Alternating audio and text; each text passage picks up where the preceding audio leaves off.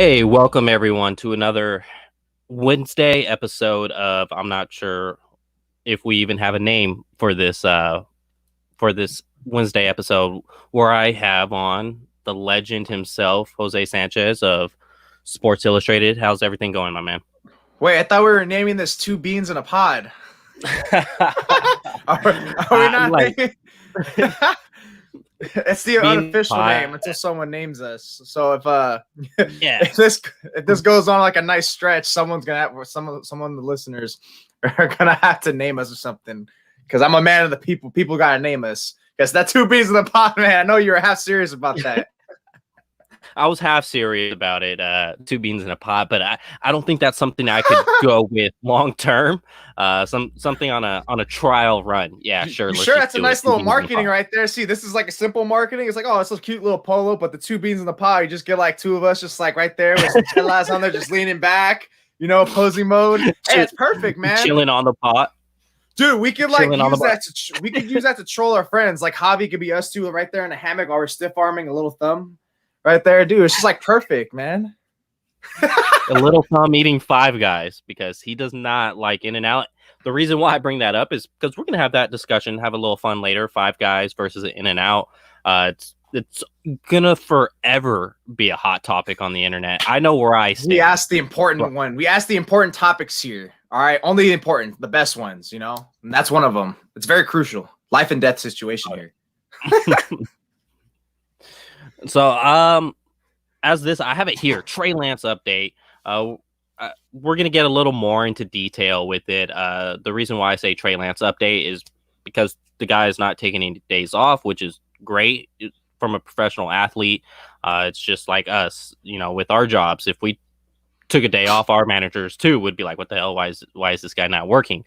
Although we do tend to do that sometimes still.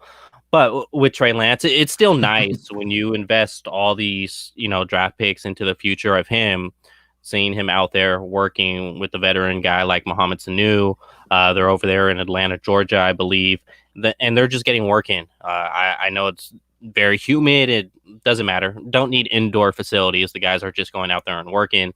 But also we're going to, touch on a little bit how it compares to Justin Fields as well as Mac Jones and just talk about those three quarterbacks while we still discuss Trey Lance here.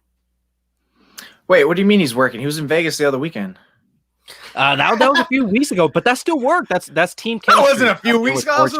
That was like no more than 2 weeks ago. That is team bonding. You're out there with the rest of the guys. He's taking shots. Like that's team bonding. Like I don't know how was he taking shots. Closer, probably he's 21. George Kittle's not taking shots. I doubt it. Oh, that no, man those fools went to XS. You're come on, man. And personally, like I'm a connoisseur of Vegas. I can honestly say I think I've been there like 80 times because I got people that live there. So I got people that live there. So why not? It's like before COVID, $100 flights. It was easy. So I'm a low key little bit degenerate in that sense. But no, you're going there. Of course, nice little team bonding. Just imagine these two might have overindulged just a little bit at some point where you just you put your arm around George Kittle, be like, George, I'm trying to be the starter, bro. I'm trying to be a starter, bro. And then George looks at him. He's like, because George probably the veteran. He could take his beers, like a Stone Cold. And he looks at him. He's like, I want you to actually hit me on deep shots, unlike someone. So just imagine the talks they have right there. So no, but Trey Lance is working. He's working. We saw how he's working with Sanu. That's good. That's good. I'm glad he's working with Sanu because, like we just mentioned last week, you mentioned is he going to be like a lock? And while I still don't know if he's a lock, but hey, if the fact that he's on a nice upward trend, that's perfect. You want to be, if you're Lance, you want to go for that potential number 3 receiver. Because if he's not number 3, then when you run with the 2s, which I imagine Lance is going to do that initially in training camp, run with the 2s.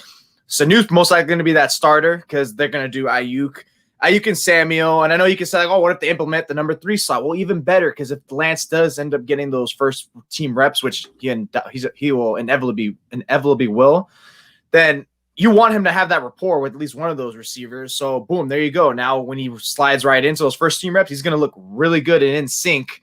And that's not to say, Garoppolo doesn't have it with these players, but you already know the guy has like some erratic moments in whatever facets, practice, games, it doesn't matter. So, on Lance, good on him. Build that rapport. You're doing that with the guy who's right now on the right trend to making the team, a veteran. And you already did that with the what's his name, Jordan Matthews, right, at his pro day. So now you're doing with Sanu, a better receiver. Get yourself out there. So build that rapport. Good. Give yourself that extra leg, because right now he needs to it's not just about embedding himself in the playbook, but if he can take that extra step, like, hey, I got some rapport and look silky smooth in that camp, then all of a sudden Shannon's gonna be like, hey, let me get this guy in with some better receivers, Ayuk, Samuel, Kittle, all these players. And all of a sudden now we have a little bit of a controversy at camp, especially if he starts hitting it off.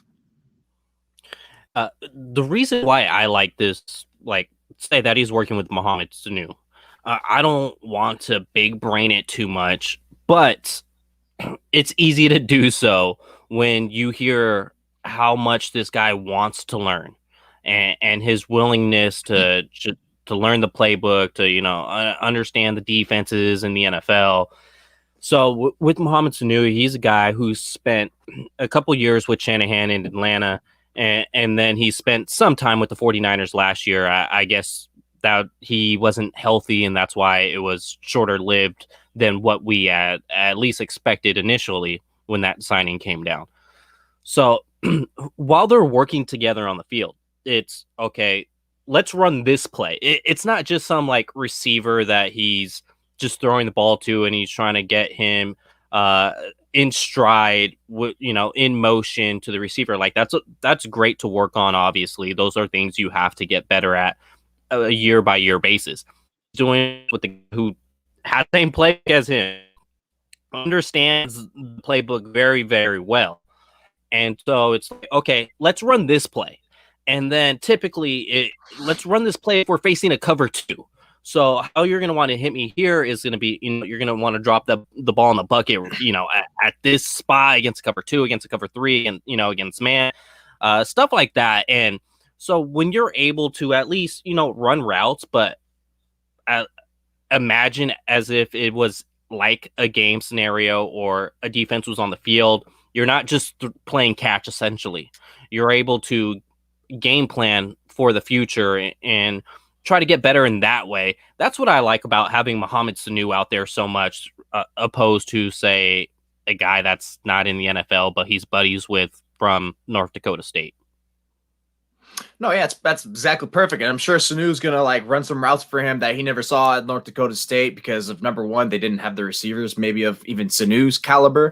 They didn't have the complexity of the offense where Sanu's like, hey, I know I can do this route on this NFL stage, which I'm sure you've never seen. And I know Kyle's going to want to run these ones. So it's just another nice little tip of the spear that he's going to understand. Like, oh, okay, now I'm starting to understand how this goes, because a lot of his career time playing with North Dakota, and why I think Kyle Shanahan really loved Lance, is because of his play action ability. But it's great play action. That's a good focal point in his offense. But what else can you do? Can I just do a call straight up? Let's just go straight up pass plays and let's play your best against my best, because there are going to be some of those times where he needs to do that, because Kyle Shanahan doesn't do that necessarily with Jimmy Garoppolo too much unless they're in a must pass down on third down. And more times than not, they don't really, they can't really convert because Garoppolo's it's not really more than a one-read quarterback. So at least Lance, we're not trying to make a big deal of it, but it's like, hey, good, you're working, you got to get there and stuff like that. And that's something that I even talked about the other day in an article about, Trey Lance being coachable, and that's a key to development. It's not just about with his teammates. It is about his teammates as well, trying to feed into him, trying to help him. But he also has a bunch of these other coaches working with him. As much as everyone wants to say, oh, Kyle Shanahan's working with Lance, it's all rides and die by him. But it's like, yeah, he's the face of what Trey Lance's development's going to go. But it's not just him. You got Rick Scangarello, you got Mike McDaniels. I forget the name of the pass game specialist coordinator that they have there too as well. But that's pretty much it. All goes hand in hand with them. So for Lance's sake, yeah, he needs to keep doing this and just keep feasting on it. So it'd be cool if someone else was there too. But I'm sure everyone else saw other stars doing their own thing, getting prepped for camp. Yeah, before we even seen him put on the 49ers helmet and hit the 49ers practice field, we saw he was working out in Southern California with Brandon Ayuk. Mm-hmm. And then now we see him working out in Atlanta, Georgia with Mohamed Sanu. So we see a trend there. He's trying to get in with the guys and learn their routes based on how Kyle's going to want them to be designed, rather than just say, all right, guys, let's just run a bunch of slants. Let's run a bunch of fades. Let's run a bunch of post corners. It's great to get that timing down based on the development of the route. But when it comes to your own individual offense, it doesn't really propel you that much. So that's what I like about it. And, it's good to see that he's gaining that trust with a veteran like Mohamed Sanu. What does Mohamed Sanu gain going out there with Trey Lance? Not really too much. Sounds like he's already doing well in camp. Why doesn't he, go work out with one of his own buddies instead of this rookie who's probably more than likely not going to start week 1? I think he does that because of the guy Trey Lance is. And like I said, I'm not trying to big brain this too much. I'm just kind of stating the obvious. I haven't met Trey Lance personally, but from everything we hear of him, and then everything we hear from him in his interviews, it sounds like, his personality can be a little infectious to where he's ahead of his time. Like, as far as like his mental is ahead of his years and his age. He just turned 21, but seems like he's a guy that's always wanted to get better. And we've heard the stories of him just watching NFL defenses because he wants to know what to expect at the next level. And like I said, Mohamed Sanu gains nothing from going out there with Trey Lance, but he's doing it because I think Trey Lance is affectionate in that way.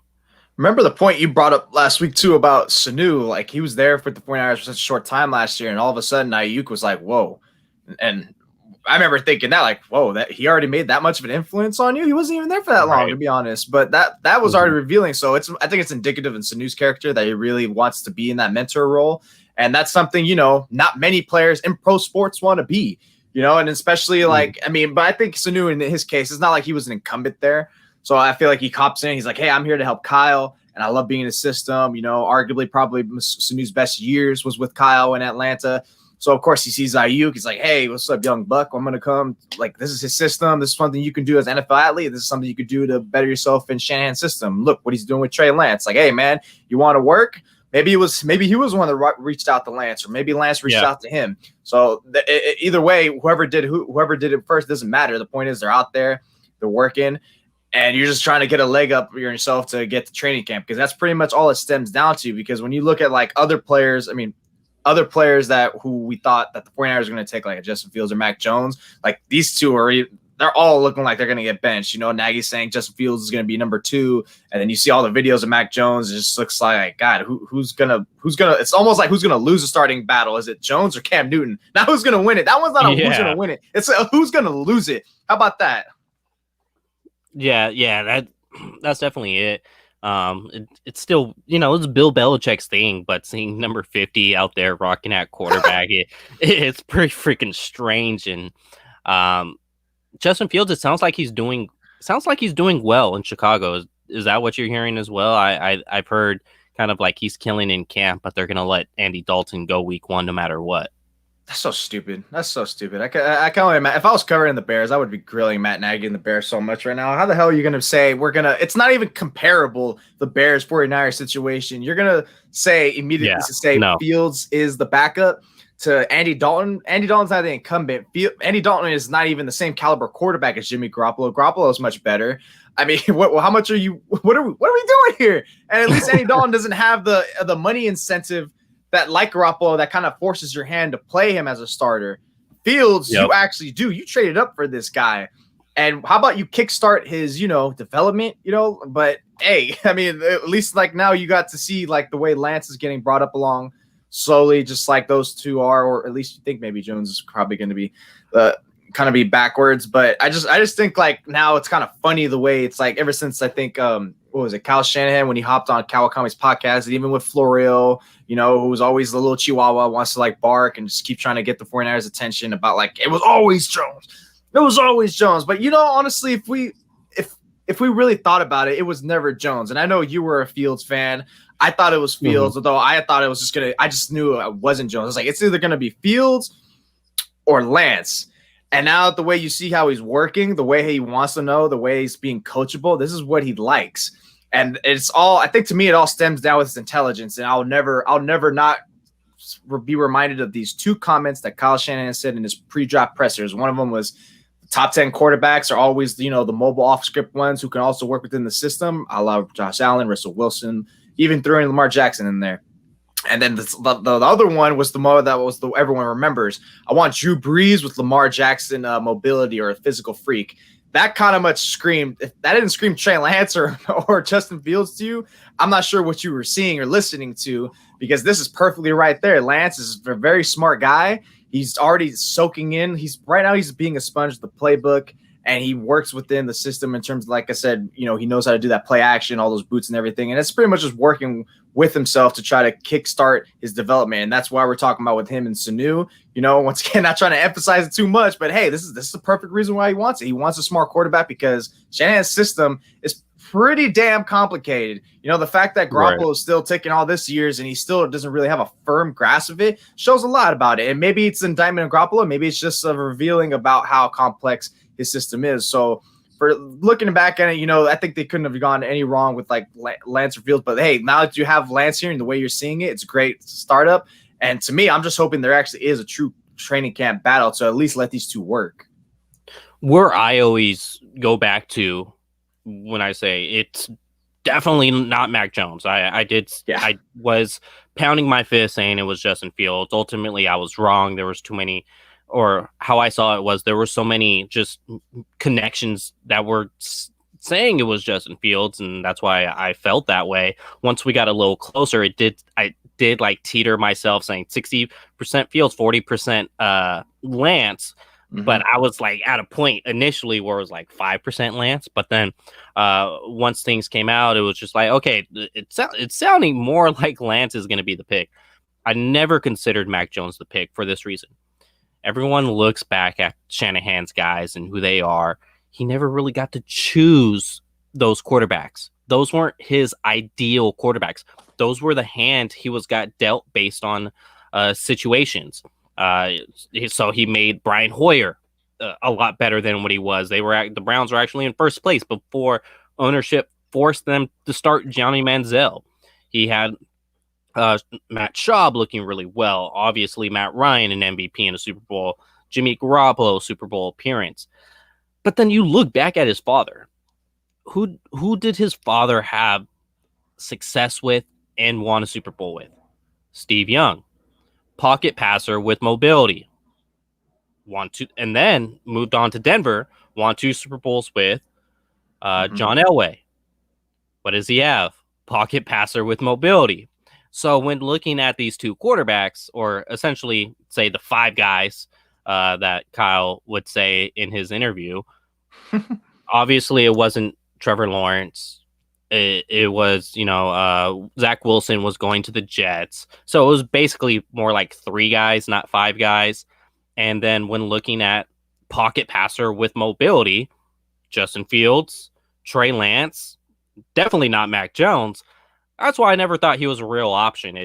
You don't go up from 12 to 3 for someone that is basically less elusive than Jimmy Garoppolo, and that's post ACL Jimmy Garoppolo.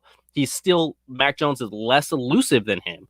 I never thought he was the pick, and I think that's kind of why he's struggling a bit with the New England Patriots, because their playbook is going to be more catered to Cam Newton, because that's going to be who they expect to be their week 1 starter ever since they made that Mac Jones selection. What is that playbook going to be installed with? A lot of stuff where the quarterback, has to boot out and do more with his, legs outside of the pocket than just stand there and be a pocket passer.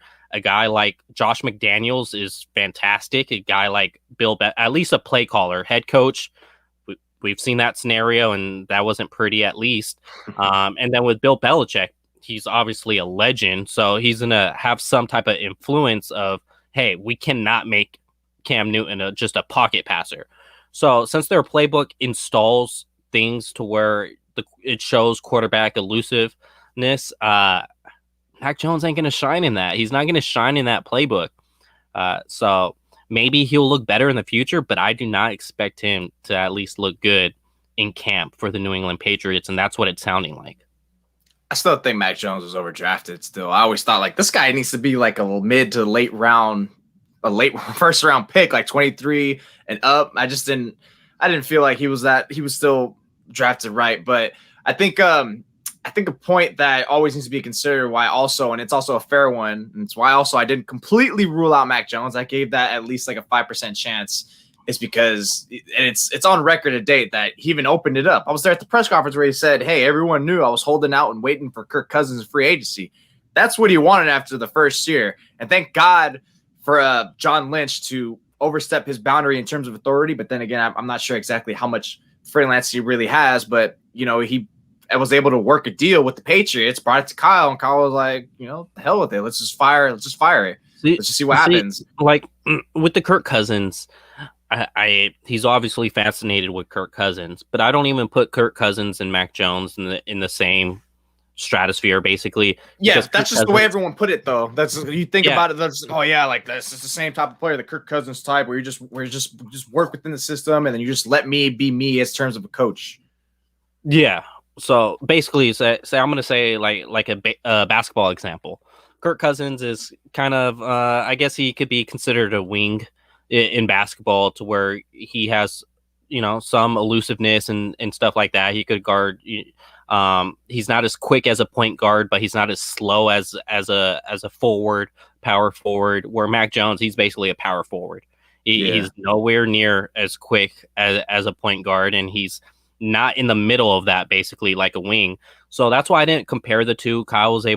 He's able to do a lot more with the play action boots and getting the quarterback outside of the pocket with Kirk Cousins.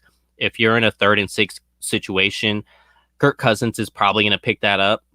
Say if with his legs, if he has to, more likely than not, rather than Mac Jones. To me, he screams like a guy who's going to stumble on his feet and then come up short and have a 4th and 2. So that's why I don't really put them in the same category. I think they're both gifted as far as like putting touch on the ball from the pocket, and that's why and plus they're two white guys that aren't crazy athletic, so that's why we're like, oh, Kirk Cousins, Mac Jones. Mac Jones is not going to stumble his feet. You saw the way he was strutting the way to get to the NFL draft stage, man. The way he was just like, he had that I'm ready to speak to the manager type of like move, man. Yeah, look at that posture, that affirmation, that aura. Yeah, he was a 3rd grade teacher ready to hand in the card to put a kid in detention. That's what. Oh God. You speaking from experience? You know, here I'm getting ready to give Leo here an attention. He won't shut up in the back. He keeps talking about like little sports takes about that should have been a first down call or something like that. That is true. I did get in trouble one time in like one time. Well, you know, I've gotten told to be quiet more than one time, but I'm talking about like outside of the class. I had to sit outside of the classroom. I think it was like 11th grade.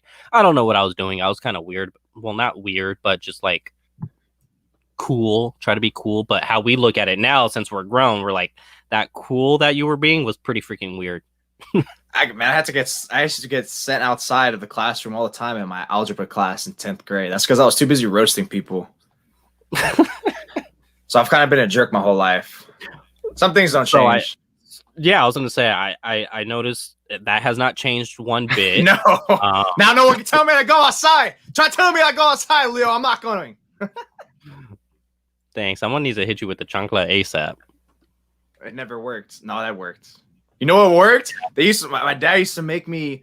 He used to go to the Mexican market, and because the one thing I was really bad at is I had a cussing problem as a kid. So for every time I would cuss real bad, he'd tell me take a bite of a jalapeno and then put it in the fridge every time.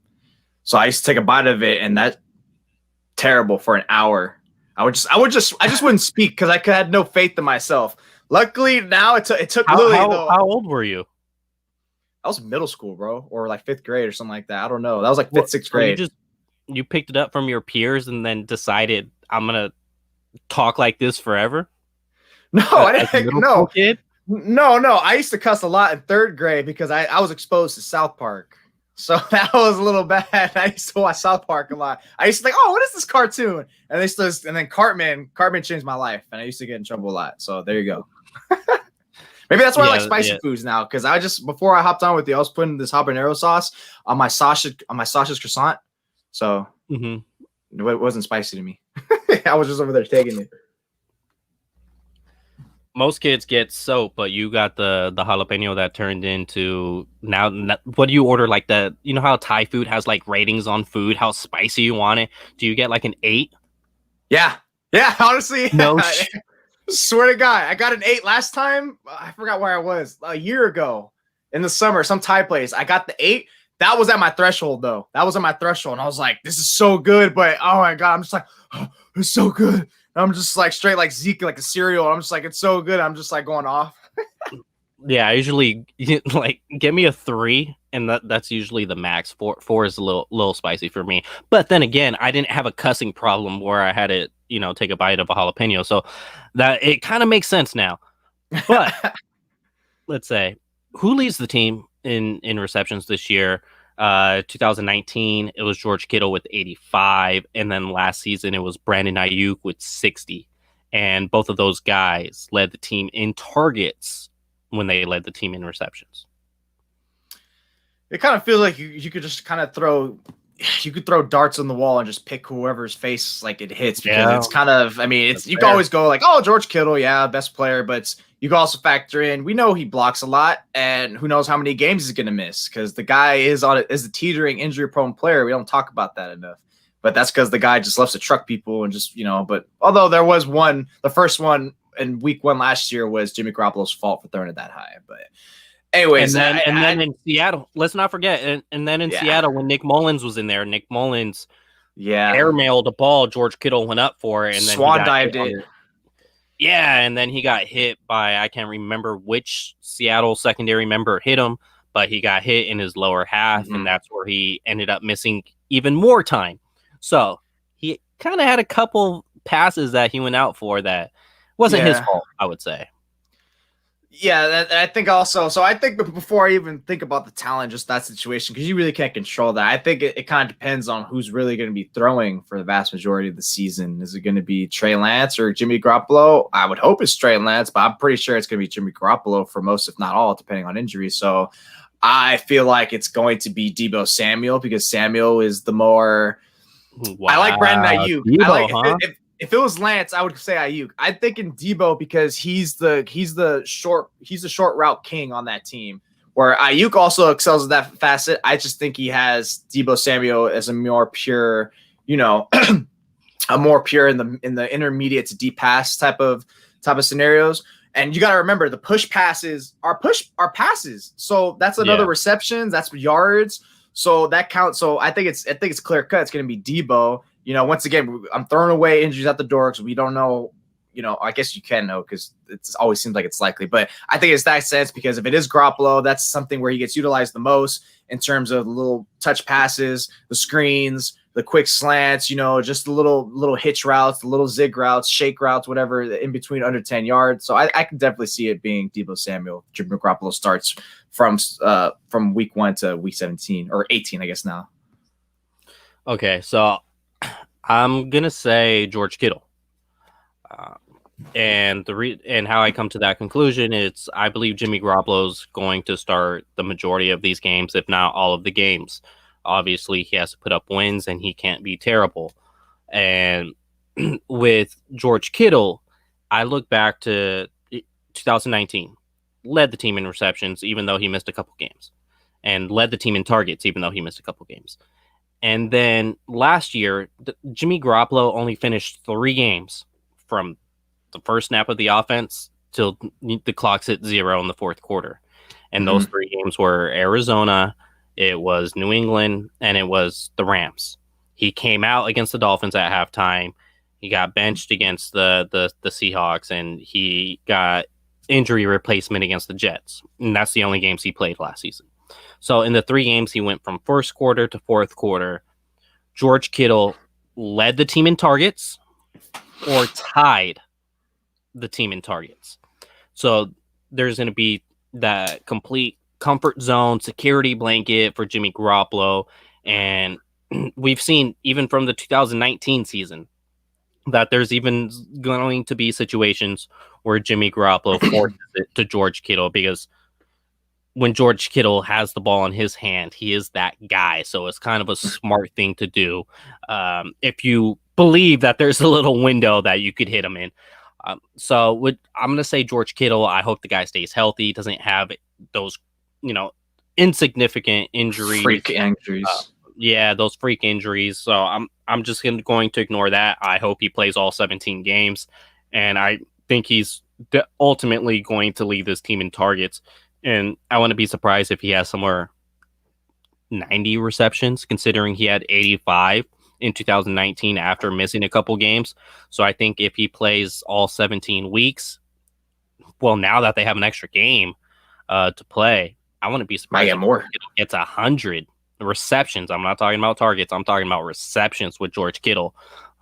He's definitely, I feel he will have a 1,000-yard season once again and get back on that track. Could have been 4 straight years, but it had to take a pause last season, which a lot of 49er players had to take a pause last season, not just George Kittle.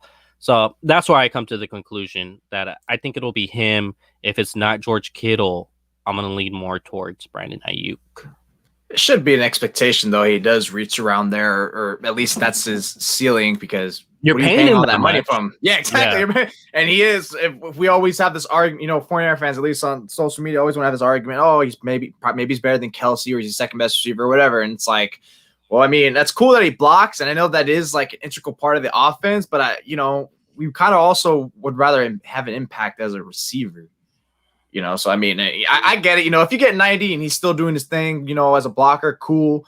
But you're paying all that money. What's the money maker in this game? It's essentially like passing the ball on like very crucial downs. But you kind of want him in that range. It doesn't really matter as long as he's around there. Yeah, I would like to see Kyle design more touchdown opportunities for Kittle. If he has even just 75 receptions, but then has 6 touchdowns, 7 touchdowns, I'd be like, all right, yeah, that's fine. I'd rather see him have 75 receptions with 7 touchdowns compared to what Kyle ultimately does with him, and George Kittle have 100 receptions with 3 touchdowns. But I don't know how much of that is on Kyle's play design in the red zone. I don't know how much of it is on Jimmy Garoppolo's want to throw to George Kittle in certain situations in the end zone. Mm-hmm. But basically what I'm saying is I'd just like to see him score more if he's not going to have 100 receptions. But I've always thought you used them as a decoy if they were like red zone or goal line situations. Well, I think that's of course you're your defense. Hey, George, it's going to George. He's the best receiver. But then it's like, I mean, it's kind of makes sense. You want to pay attention more to Kittle over like Ayuk or Samuel.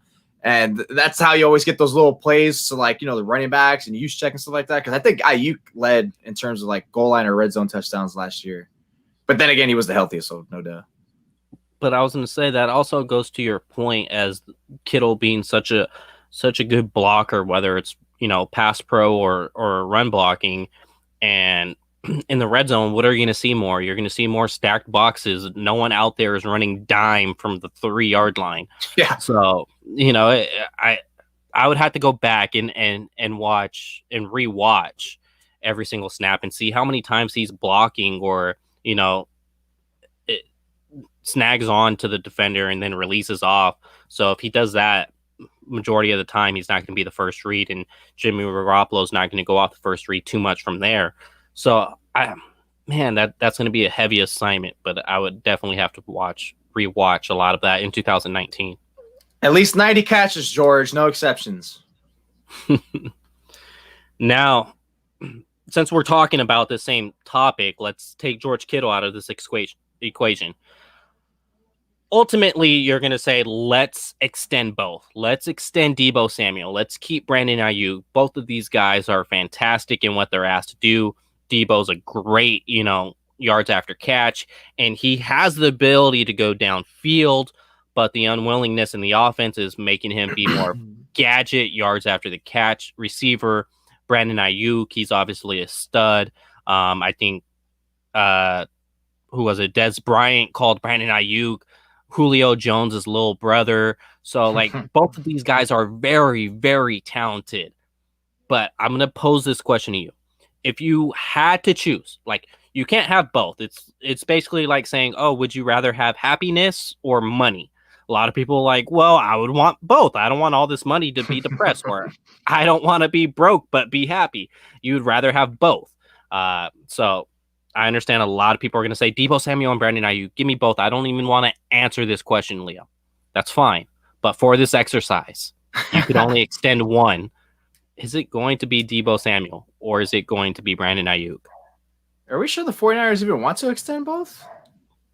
Are we sure about that? I'm not sure. That's why I come up with this question, because, you know, with salary cap, receiver gets played as a luxury position. That's why you hear Odell Beckham Jr. on the trading block like every single season. They're already paying Jarvis Landry so much money. That's why Julio Jones just got sent out, because the Falcons are about to pay Calvin Ridley a bunch of money.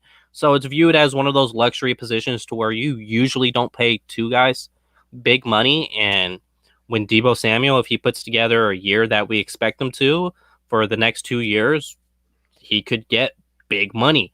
If Brandon Ayuk puts the years, you know, together that we expect him to over the next 3, he's also going to get very big money. So that's why it's like, I don't know if they would want to extend both, but you know, I don't think they're going to extend both, even if they both do good. I don't think any it's going to be one or the other. I think I feel pretty confident on that, regardless of how their 2 seasons go over the next 2-3 years. And I think you're going to have to say Ayuk, just based on at least right now, he doesn't carry the injury weight as Deebo Samuel does. And I think he's a better, more pure receiver than Deebo Samuel. And I know you did mention, and it kind of should be common knowledge, you could say, hey, Deebo Samuel's only been kind of relegated to be a gadget because of the limitations of the quarterback. And maybe that'll change if Lance gets his work this year, next year, whatever. And maybe it doesn't. Who knows? But all I know is what I've seen is from Ayuk is they didn't try to force him in that role, even though there was, you know, limitations at quarterback. They kind of liked what he was, just being a true wide receiver and just having him go out there and just eat on his own. So I personally loved Brandon Ayuk better than Deebo Samuel as a receiver in that standpoint. Now, Deebo Samuel, you know, not to, you know, say he's not sweet, because he is sweet. You know, when you give him the ball in his hands as he acts as a running back and he can do his things, you know, short routes, and hasn't really gotten too much of a fair chance anything past like 5 to 8 yards. But I still think I got to go with Brandon Ayuk, at least in terms of just watching him. I think he's the better route runner. I just think he does everything better as a receiver. He can block decently, and that's also something you got to take into account for that, at least in terms of what Kyle Shanahan views. You know, you shouldn't really be right, you know, factoring too much. How much is your wide receiver blocking versus, like, you know, anyone else? But that's essentially how Kyle views it in a sense, because where do they like to run it? You know, they like to stretch the ball outward. And so, of course, our wide receivers have to have somewhat of a blocking ability. You showed that somewhat, and we already know Deebo does, but maybe it's just Deebo right now, just his injury proneness and the fact that we don't know how much of a real receiver he can be. I just think Ayuk's going to have better. And if we're saying to extend it right now, I think it's even Ayuk, or even after the season, I think you have a good bet to say it's going to be him.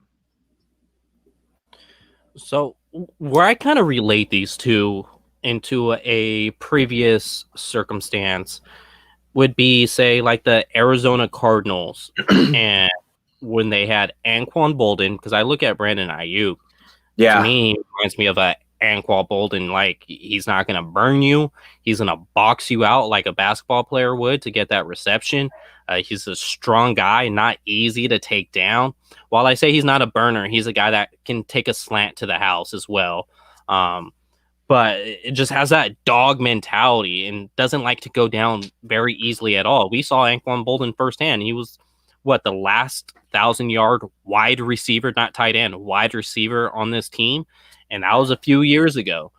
So, and then with Brandon Ayuk, I think he's the Larry Fitzgerald in that situation, to where this guy has, top class talent, could be very, very special. And I think the Cardinals extended both, but we'll see. For this exercise, I'm going to say that, let's choose between one of the two. Last year, we saw Deebo Samuel just be this gadget player.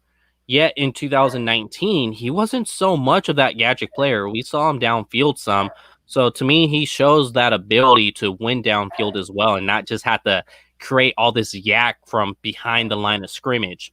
So I'm gonna say a stat here on yards or passes attempts that were air yards 10 yards down the field or further. Brandon Ayuk had 19 receptions for 380 yards, which was the majority of his receiving yards last season. Deebo Samuel, oh man, Deebo Samuel last season was only 3 receptions for 62 yards on targets 10 yards or further down the field. But if you go back to 2019, he actually had 16 for 355.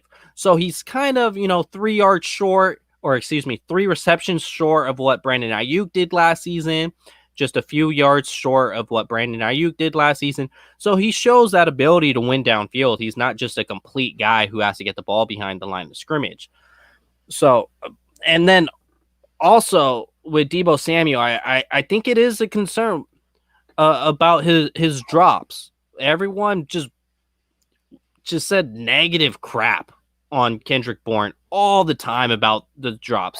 I understand there was times where it was, a significant situation, like where he dropped it against Seattle on the Monday Night Football game, and Seattle got the interception because the ball bounced off his hands. Like, I understand those situations are different than how Deebo Samuel's drops have been because they haven't led to any interceptions as of yet. But his rookie year, Deebo Samuel was at 14.9%. That's not good. Last year, he improved a bit last year at 8.3%. Yet Brandon Ayuk's rookie year was at 7.7%. So he shows that ability, to at least hang on to the ball a little bit more. And I think this is why. I don't think it's just a hands thing. I think it's also a catch radius thing, to where Brandon Ayuk's catch radius is like almost the size of Megatron, which is like a Stretchy Armstrong, man. That's gonna be his nickname. Yeah, and it's like we can't expect the quarterbacks to be on point and drop the ball in between the numbers 10 out of 10. It's not gonna happen. Hell, pitchers in the MLB walk guys on 4 consecutive pitches. While these guys are professionals, it's not in the middle of the dart every single time.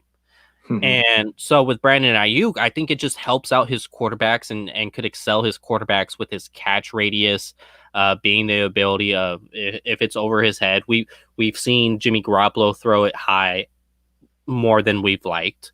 Watching Trey Lance tape, he has thrown it over his receiver's head as well. And a guy like, who are you going to trust more to come down with that reception? Are you going to trust Brandon Ayuk with his Megatron-like catching radius, or are you going to trust Deebo Samuel too? I would say Brandon Ayuk.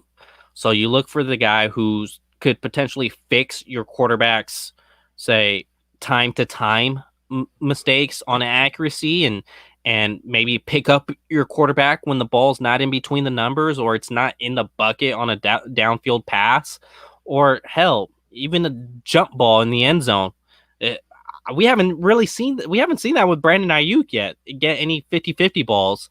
And I think that's an element to his game that can be added. Both of these guys, they from the slot, they ran 25% of their routes last season. So they showed the ability to play from the slot as well as play out wide. So they're both interchangeable in that fathom. So I got to go with Brandon Ayuk because I think there's more to be unlocked. While we haven't seen the finished product on Deebo Samuel. We went from rookie year to injuries to, he could potentially blow up and have an A.J. Brown year in year 3. I bring up A.J. Brown because they're in the same draft class. And A.J. Brown's made a Pro Bowl. DK Metcalf's made a Pro Bowl. And Deebo Samuel was selected before both of those guys. But I think he does have potential to put a 1,000-yard season. Whether it happens with the 49ers, I'm not too confident in that because the ball has to be spread around. Kyle loves to run the ball. You obviously got to work in George Kittle. You obviously got to work in Brandon Ayuk. So there's just so many, the ball has to be carried around so many times. I don't know if Brandon or Deebo Samuel's ever going to be that number 2 guy in team targets to reach the 1,000-yard season, because it's a lot of times, nowadays football, only 2 guys on your team essentially gets 1,000 yards if you're lucky, not 3 guys. Yeah. I'm going to pencil in George Kittle and I'm going to pencil in Brandon Ayuk. And I think Deebo Samuel is a guy who could potentially, be a 1,000-yard guy. But I also do think, the 49ers are probably leaning towards Ayuk more than they would with Deebo Samuel.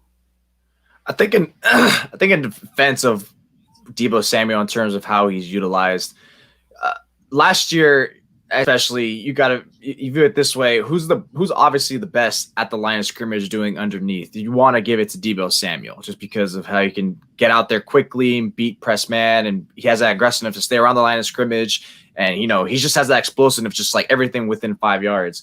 So I think a lot of it was like there's levels to this in terms of role playing. Like you had Deebo doing short underneath everything that can cross your face, staying around there. And then Kendrick Bourne, you had a lot of times who was intermediate, but he kind of felt like he was like a Swiss Army in a way in terms of just like route running. But you had him more towards as a middle point, and Ayuk, you had him as a middle and deep, and sometimes even quick. So I think in that sense, it's like, why do we have him? At least if I'm Kyle, like, why do I have Deebo doing this? Because he's the best at what he does there. So that's why I want to keep him. That's why I remember the best in the NFL, I would say, at it. Yeah, you can argue that. That's why I remember when it was one game. It was a lead up to that Rams game, week 6, week 7, whatever one, Sunday Night Football. I remember we were questioning where the hell did all those horizontal quick outlet looks to Deebo Samuel and these receivers go to in Kyle's game, and then all of a sudden, like Sunday night game, he gives them those carries, he gives them those quick looks. So I think that's why you kind of have him in that role playing. It's like, hey, this is your role. Kendrick Bourne, this is your role. Your clutch downs, you're like more like middle zone.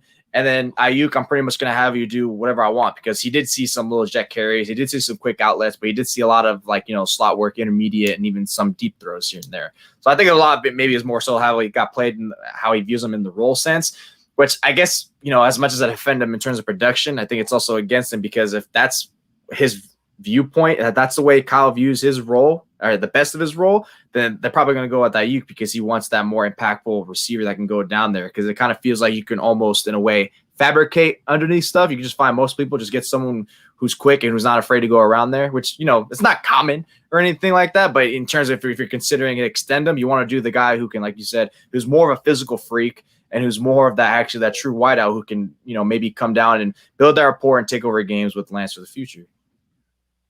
Right. Before we get into the next topic here, we all talk about, like, say, imagine Trey Lance on the field and what that does for Brandon Ayuk. I've said that myself multiple times.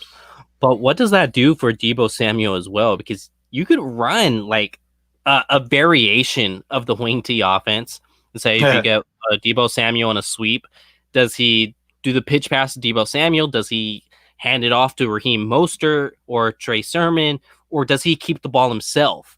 So I think it could unlock Deebo Samuel a bit as well, not just Brandon Ayuk down the field, because now you're giving the defense so many looks behind the line of scrimmage to where you have to literally sit there to figure out who the hell has the ball, or just play gap assignment. And if you're playing gap assignment against a Kyle Shanahan coach team with the zone run blocking scheme with the personnel they have on it, it could set up Deebo Samuel for a lot of the yards after the catch on a pitch pass that way. With Jimmy Garoppolo, you're just worried about, 2 variations of Deebo getting in on the sweep and then the running back in the backfield with Trey Lance. You're worried about 3 different variations now. So I think it unlocks both receivers. For sure. And we're going to talk a little cornerbacks because, Jose used to be a cornerback back in the day before, unfortunately, he had to retire after he was giving up way too many touchdowns, had to hang up the cleats, and guys were just mozzing him left and right. And, it comes to a point where, everyone's just, it's time. And unfortunately for Jose, he had that time come up a little earlier than he expected. I think it was like 6th grade or so. But with cornerbacks, it's a discussion on this team. A lot of people talk about the cornerback depth. Is Emmanuel, they went out and they paid him when they didn't have to. They could have gave him the tender. Instead, they gave him the 2-year deal. Does that show anything? Probably not. Maybe it was a situation to lower his cap more than anything else. Regardless, he's has a future on this team, and how the depth chart's lining up right now, he's the Robin to Jason Verrett's, being Batman. So is that something to where, whether you're a football fan or a 49er fan, or just someone who studies the game, would you feel comfortable with Emmanuel Moseley being the cornerback too? We're gonna find out, aren't we? Because in 2019 he looked the part, but you flip the page to last year, which obviously they had Verrett eventually starting. Which honestly, I think last year the fix was in for Verrett. They really wanted him to start out there, and after seeing him actually put it together in terms of health for the most part, you can kind of see why the fix was in. They really wanted him to do that. They would, to live up to where he used to be with the Chargers once upon a time. I'm starting to, as much as I love my cornerbacks, I'm starting to peel back a little more and more. And you necessarily don't need great corners anymore. And as great as Verrett is, that's almost a luxury. With Moseley, as long as he can hold his own and he's adequate enough, he doesn't need to be high level. So could he be a legit cornerback? Of course, cornerback too. I thought he proved that a little bit in 2019, especially you're stepping on the field in your first start of Monday Night Football against the Browns with Odell. That pick, just watching that, was pretty sweet, the way he played on the ball. And even last season, Thursday Night Football against Devontae Adams, people want to nitpick him, what was he doing? Against the, defending that, which, first of all, it's Devontae freaking Adams, arguably the best receiver in the league. And I remember that the opening touchdown he gave up? That was really good coverage. You're not doing much against a perfect throw from the best quarterback in the league against you. So, hey, even when times he got beat, I was really impressed with him. He doesn't show a weak mentality. He plays aggressive, more aggressive than his size indicates. I just think that, maybe the fix might be in terms of, I saw it last year already. And also this upcoming, at the end of last year where you saw him, barely not even seeing special teams rep where they put in a kilo over him. So it was a lot of up and down worth to mention and to note. I think if the pass rush can get to a certain level that we saw in 2019, not even near that, because I think we all we're all a little too naive in terms of replicating that defense, especially the pass rush. The way the pass rush was in 2019, we take for granted of how historic and how dominant they were. They're going to be that certain level, but not there. So if they have that, then you don't really need a Moseley to be, have a major leap. The way he is now, if it is what I think it is, what you saw in 2019 and in spurts, then cool, they're going to be great. I just think where it really gets, the top taking off is when Verrett gets injured. And now it's all of a sudden is hey, is he a legit cornerback one? Because to me, it's if you think he's cornerback two, that means you're okay with him being a one at one point, no matter who, your starter is, because eventually the weight's going to be put on your shoulders. Players get injured. That's something you always got to take into account for. And I think the 49ers don't think of him that highly. They gave him a 2-year deal. It's great. He works in the system. He's familiar. But, you got Ambry Thomas. You have Demo back there. So that cornerback position is really going to be, if he can be that anchor, great. I think he can be. I give him a fair shot. I'd say probably a 50% chance to be a legit cornerback too. Where it's oh man, Emmanuel Moseley is a pretty solid corner. But we've already seen how he fares against the NFC West wide receivers and DK, DeAndre, and once again, these are top quality receivers. Ideally you want to be able to hold your own maybe a little bit more, but it's gonna be. I just see him, and he probably doesn't really have much of a future, just in terms of how I think Shanahan views him on at least his role on the team. So legit cornerback too. He has a litmus test this year. Yeah, I think it's very concerning. Like you said, at the end of the season, where Akilo was given that shot essentially, and not Emmanuel Moseley. Yep. And it seemed like at the end of last year, Emmanuel Moseley was the guy on the outside looking in. But if I look at it, I would say you'd say 50% shot that he could be a legit cornerback too.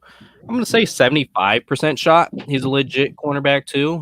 Why I'm more say positive about it, because if we look at cornerback twos, like actual cornerback twos, they're not that great. They have these Emmanuel Mosley games, and when they have these Emmanuel Mosley games, it's against the guys that done Emmanuel Mosley wrong, which is DeAndre Hopkins from Arizona, week 1. I mean, torched Emmanuel Mosley, which he torches a lot of freaking guys. DK Metcalf torched Emmanuel Mosley, and DK Metcalf had a crazy good year last year. It wasn't just Emmanuel Mosley he torched. Devontae Adams, you already spoke on him.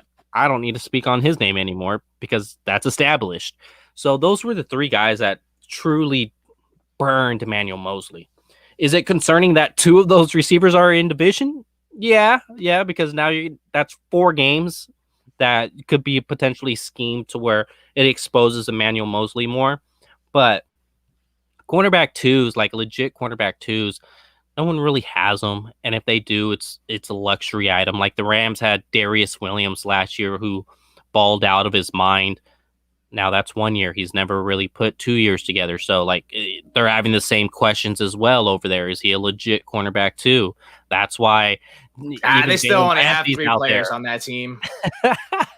That's why Jalen Ramsey is poaching at, say, Stephon Gilmore. No one really has, or at least I shouldn't say no one, but other than, say, 3 teams, cornerback 2 is a question for legit every team besides, say, 3. But I'm 75% sure that he could put together a solid year. Last year is looked at very negatively, yet last year he only allowed less than 2% higher on completion percentage. He allowed only 3 more receptions, and those receptions were still on par with the yards per reception last year. He actually had 2 more pass breakups than he did in 2019. It's just the elephant in the room is he gave up 4 touchdowns last year compared to 2 in 2019. Last year, he did have some concussion problems. I think if he's on the healthy track, the guy's going to get a lot better where he plays very well. See, it's also scheme dependent, I feel like, because he's a hell of a lot better in zone than he is man. It's very unfortunate. The Super Bowl play on 3rd and 15 ended up being a zone play. But from what I understand, it's something that got switched up last minute. He kind of had a brain fart. Normally, he wasn't dropping back on that cover 3. But for whatever reason, they switched the play design. And that's where he had the brain fart. It wasn't just a cover 3 that he was normally doing all season. It was a different element to the cover 3. And that different element didn't have him dropping back. But then they switched it that week at the Super Bowl, which led to Emmanuel Mosley dropping back. So he had a brain fart in on the biggest stage of football. Not the only player to ever do that. So I think he can get it back together as far as not giving up double the touchdowns and basically double the twice less games played. But like I said, having 2 more pass breakups last season, that is a bright spot, saying that he's seeing the ball a lot better, in his zone, because he's a guy who could break on a route. He's not afraid to break on the route. We saw that in the NFC Championship when Allen Lazard tried to run a dig, and Emmanuel Mosley just read it right away and broke on the dig, and it intercepted Aaron Rodgers instead of just sitting back in his zone, and Allen Lazard would have had an 18-yard reception. So he's a guy that's got to get more comfortable in the league. And I will confidently say he'll probably be on this team next year, because I think they could just let him go with no guarantees after this year if it doesn't pan out on that 2-year deal. But he's a guy who runs a 4.4 240, so he's got speed to his game. He in his 3-cone, which the 49ers look at as under a microscope for their receivers. Mosley ran a 6.83 in that 3-cone compared to Deebo Samuel, who ran a 7.03. So he shows that he's quick out of his breaks. quicker than Deebo Samuel, who's not slow out of his breaks. So I think there's some potential for Emmanuel Mosley. Once again, cornerback twos on teams are not Pro Bowlers. They're not. Yeah. So Emmanuel Mosley is not a Pro Bowler, but I think he can definitely be, say, of that top 10 echelon of cornerback twos. Yeah, and then I'd like the point that also that I was going to make, and you brought it up about the change in the system now and how DeMeco Ryan's going to run it. I think they're probably still going to, obviously they're going to still have zone concept schemes, stuff like that. But I think they kind of want to write off a little bit what last year was with the man coverage. I think probably we can expect DeMeco Ryans to want to plug Jason Verrett more times than not on the team's best receiver, where Saleh just like, you guys are going to stick to your side. It wasn't really towards like the end that he finally said, Jason, go guard Hopkins for most of this game. And look, he did. Or DK for most of this game, or also you had other players. Mm-hmm. Yeah, quarterback too. Yeah, like you're right. There's not really a high ceiling or a high bar to really meet. It's just like, hey, just don't be the cause for why we're getting picked on more times than not. Don't be Brian Allen. Yeah, and that's why I think it was kind of a failure in the first game against Cardinals, where it's like, why aren't you at least like switching the side with Sherman on that side? Glad you brought up Jason Verrett, because Jason Verrett has that interchangeable ability on the sides of the field, where week one he got exposed because the Cliff Kingsbury said, hey, we're just going to put DeAndre Hopkins on this guy instead of putting him on Sherman's side, because if you run two of the same routes against Sherman, he's going to figure out route three and pick it off. So so Brett, I thought it was especially funny.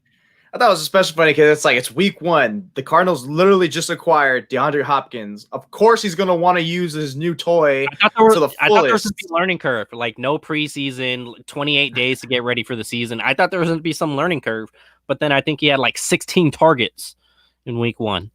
Nah, not a player of Hopkins caliber. It doesn't matter if he just started if he got traded like last month. You're keeping an eye on him. You're putting that guy under a microscope. I don't care. You put your best player on him, just like last night with the basketball. Giannis, where are you? Where are you hiding from KD? We need you over here. Like, come on, man. At some point, you gotta think. My system's not working. Maybe I should do a little change. Okay. Yeah. Yeah. Well, yeah. I thought Hopkins was going to get the same high volume, but I thought they were going to force it, but not have the chemistry they had to where it just worked out in their favor.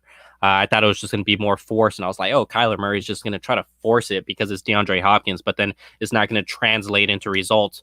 Boy, I was wrong. It translate into very great results. Yeah, that's something I think we could expect this year, at least with DeMeco, hopefully. Yeah. More of our number ones. I am a little optimistic, more than I'm not. I do get to a point where I'm just like, over it. That's not the guy. Let's move on. So hopefully I don't get to that point with Emmanuel Mosley, at least for his career, not for my optimism, for his career, because that's what he gets paid to do. That's legit his living. Now let's get to the fun point of the conversation. This is literally all everyone is here for. They're not here for the 49ers talk. They're here for the food take at the end, of the 49ers talk. So it's always a big discussion. Five Guys or In-N-Out. In-N-Out to me is fast food. That's why I have them over Five Guys. Five Guys, I don't really see it as fast food because you could order a beer. If you could order a beer, is that fast food? That's why I won't even say Shake Shack is fast food, because you could legit have a beer there. So let's have the discussion. Where are you at? Five Guys or In-N-Out? So are we saying this just comparison by comparison, or are we saying which one's a fast food chain? Because there's a lot of like little stupid intricacies that we have in these things where everyone says like, oh yeah, the best fast food burger. Oh yeah, is it just this straight up? Oh yeah, it's like, Jesus Christ, which one is it, man? Which one is it? I think everyone likes to point Five Guys to In-N-Out. So let's just say fast food, order a beer. Doesn't matter. Just them two head to head. You got to get a burger. Who are you grabbing? Now, I got to say off top, In-N-Out's very overrated. There's no reason why you should be in a line for 20 minutes more than that. That's ridiculous. Yeah, I agree 100%. Not that great of a burger to be in that. That's why if I pass by there, dude, there's like two literally within 10 minutes of my house, and it's like, which one is worse? Yeah, you know, you gotta figure. It's funny how there's two that they're a little bit two within a mile of each other, and they're both still they both still wrap around. One of them freaking sometimes blocks the entrance to get in the total one, and I get super pissed because I'm just over there trying to grab my 6-pack for the weekend, and they're over here blocking me from trying to feel a nice buzz. And sure enough, so maybe I'm not the right person to ask for this question because I might hate In-N-Out. No, not seriously. This is always so funny that everyone gets arguments and they throw in Whataburger and all these other things like Shake Shack. Yeah. I think I honestly haven't had Five Guys that much. I've had it under 10 times, and I had both of my sisters work there, so I might be a little biased because they always, you know, at the end of their shift would bring us home food sometimes, but they would do it their own way. They would make it and make it even better than what the burgers usually are. So my bar for them, even when I went the few times after that, when it wasn't them or when they brought, you know, under the radar, or not under the radar, you know, the secret menu, essentially, it's like, this isn't the same. So I'm so used to that, you know, that off script play with them versus the actual, you know, what I can get from them on the menu. In-N-Out, I think I'm going to lean with In-N-Out in terms of is it a fast food? Because I'm not getting it fast enough because I'm there in line for 20 plus minutes. So that's another question. So maybe they both are fast food joints. Five Guys is way too damn expensive. It should not cost $10+ to order a burger, and that's without fries. I mean, come on, what are we doing? And when I order my fries there, even if I want the Cajun one, it's like, oh, let me get some Cajun fries. I'll open up my bag. It's just it's not even Cajun fries. It's Cajun with fries because that's how much salt they just put in there. They literally dump half the bottle. You see this mason jar? They throw half a bottle of seasoning into that bag, and I'm over there scavenging. I'm like a miner. I'm mining for fries at that point in my bag. So what are we really doing here? Like, come on, man. I'm over here trying to have a sodium attack. I'm just gonna probably lean in out because I go there more. It's more efficient. They're both, you know, they're both, you know, not top tier burgers. They're both good in their own way, but I'm going In-N-Out because if I get an animal style burger, 4x4, because I'm fat and I love eating that stuff, and animal fries, you know, you get the nice little pickles. 4x4. I get 4x4, man. I get 4x4. So, come on, man. Gains. I gotta get some gains when I work out. So I still, I can be getting 4x4, 3x4, 4x4. Yes, animal style. Nice. That's straight dirty with the animal fries on the side. So, and with the water, with the large water. Your cholesterol is just loving that every time you get it. Well, that's why I hardly get it. So I hardly get those things, though. I hardly get them. I don't remember. I can't tell you the last time I had In-N-Out, to be honest. I can't tell you the last time I had five. I can tell you the last time I had Five Guys, actually. I think it was like 3 years ago versus I had In-N-Out maybe like some point last year. I know I haven't gone to any of those two places this year. I don't know. Why? If you're getting fast food burger, what's your joint? You just don't get fast food burgers. I don't really get fast food burgers, and if I do, it's like I want to get it from somewhere that makes like a tap room or something like that. Or I'm a man of quality of substance. All right, I do not sully myself to low quality things. All right, it goes in the sense of people. It's why I am here with you. I mess with high quality people, not low quality personalities here. All right, I deal in everything, Rich, because I'm a little bougie in that sense. I don't buy anything. I don't buy anything bougie. You look at me. I have like 5-6 pairs of shoes. All of them cost less than $100. The one thing I will take pride in is the high quality in beer I drink and the quality of food I consume. All right, Ooh. That's the way I deal in. We might have to go with like go-to IPAs next episode. But yeah, I guess like I'm not going to a McDonald's or stuff like that. I guess if I had to choose a fast food burger, it would be Burger King just because it has that little charboiled on. But I do like In-N-Out better than Burger King.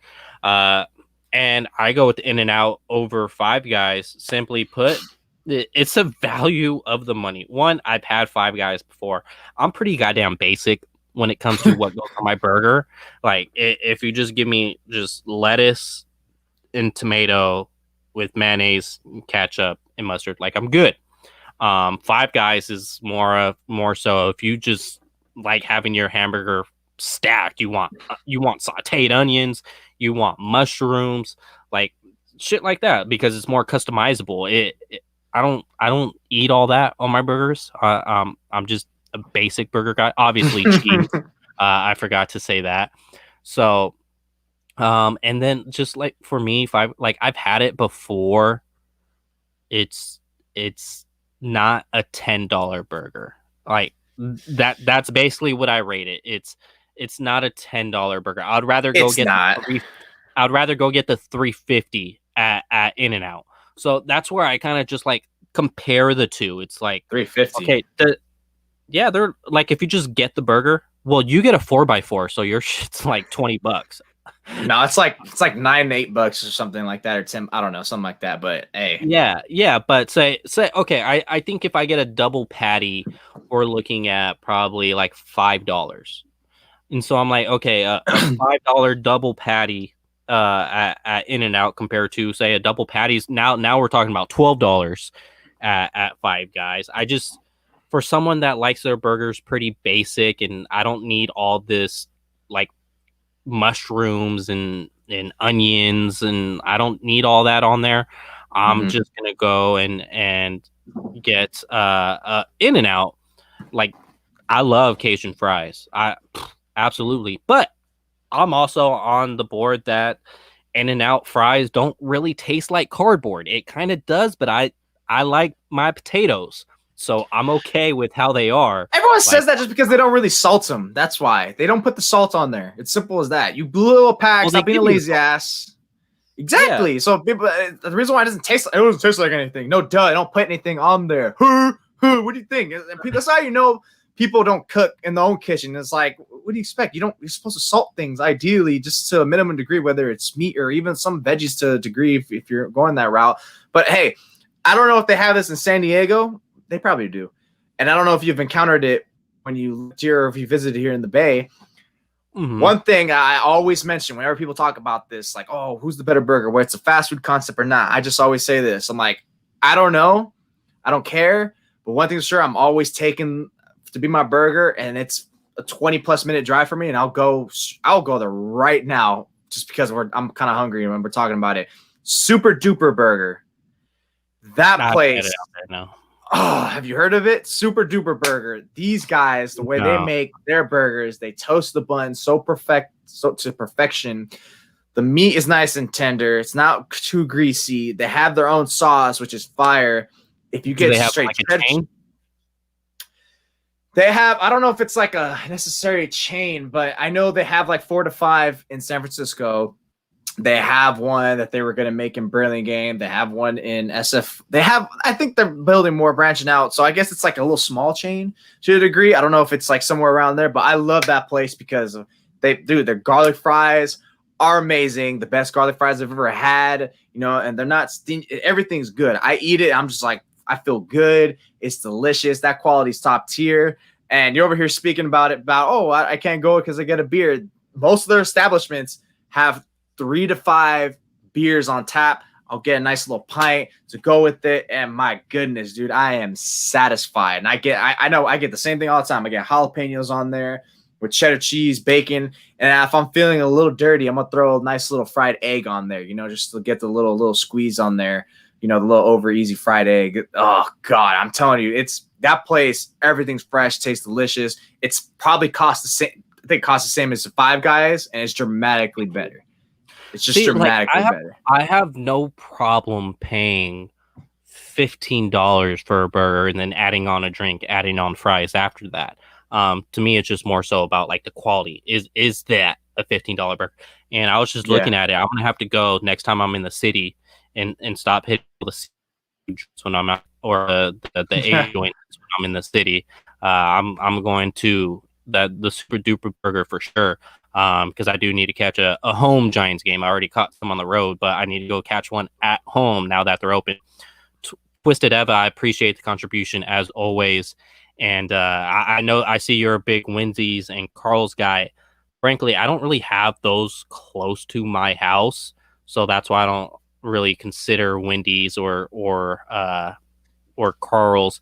And I just don't eat too much.